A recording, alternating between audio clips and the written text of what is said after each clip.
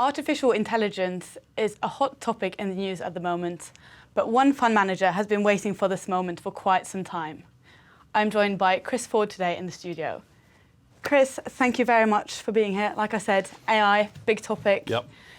Can you start with telling me where you think AI will go in the future and what's the role it will play in society? That's a very big question. From where we stand today, if you should have told me what had been achieved over the course of the last 5 years, from the perspective of 5 years ago, I wouldn't have believed it. It's been truly extraordinary.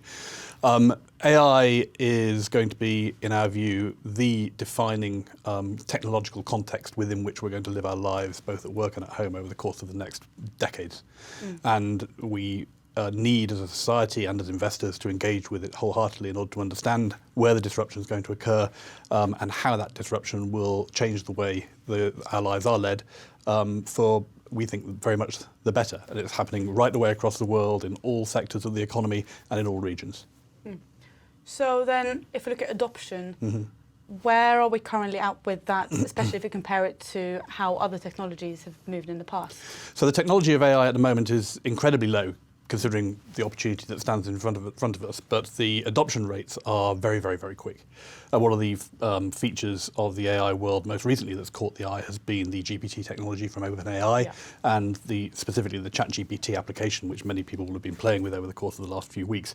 And that got from nothing to 100 million users in a matter of weeks, and far, far quicker than other applications. It took WhatsApp 50 months to get from nothing to 100 million users. It took Instagram 2.5 years to get from nothing to 100 million users, and ChatGPT did it in 4 to 8 weeks, depending on which source you want to look at.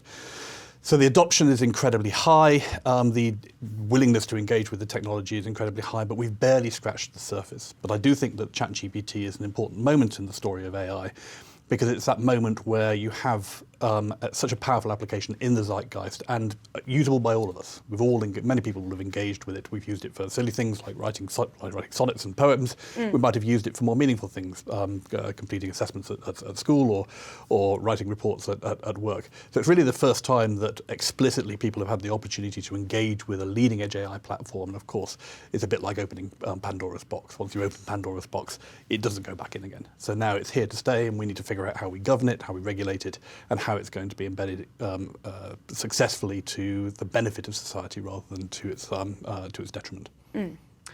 So I guess the big question is, how do you invest in AI? And maybe especially if, like you say, AI will become such a big part of everything. So how do you invest in it and how do you invest in it without it being kind of too ubiquitous? Well, at the point that we can really honestly say that AI is ubiquitous, I kind of feel that slightly we've won. And that's a point that we've been making since we launched the fund in 2017, that at some point in the forthcoming decades, AI is going to be everywhere, and no company is going to be able to succeed without having artificially intelligent systems embedded in their business processes. But we're an awful long way away from that. So while things like ChatGPT catch the eye at the leading edge, actually there are many more prosaic examples of artificially intelligent systems, such as robotic process automation tools, for example, which have a huge amount to offer in the corporate context in particular, which really have barely begun to scratch the surface in terms of their deployment in our daily work lives. And so for the moment, I wouldn't say it's straightforward, but the ability to differentiate very clearly between those companies engaged really meaningfully with AI and those that are not meaningfully engaged with AI is very apparent, and we have a very clearly defined framework for doing that. You're right, our investable universe is going to get bigger and broader and deeper and better over time. But for a portfolio manager, that's just fantastic, because all that does is just keep the bar going upwards in terms of raising that bar, the bar over which companies have to jump in order to be able to be considered for inclusion within the portfolio. So that's a wonderful thing for a portfolio manager to have as a feature of the investable universe which we operate within. Right. So how do you then, as a global artificial intelligence fund, avoid becoming too, I guess, broad techie? So one of the features of our investable universe is that there is a lot of tech, but then there's also a lot of stuff which sits well outside of the technology sector. And I'm quite old-fashioned. I grew up in the 1990s from an investment perspective, and I was always taught that diversification is a great place to start from. And so the opportunity for us to find those great AI exposures in disparate parts of the economy and in disparate parts of the world just we feel allows us to build a more diverse, more robust, more persistently performing portfolio.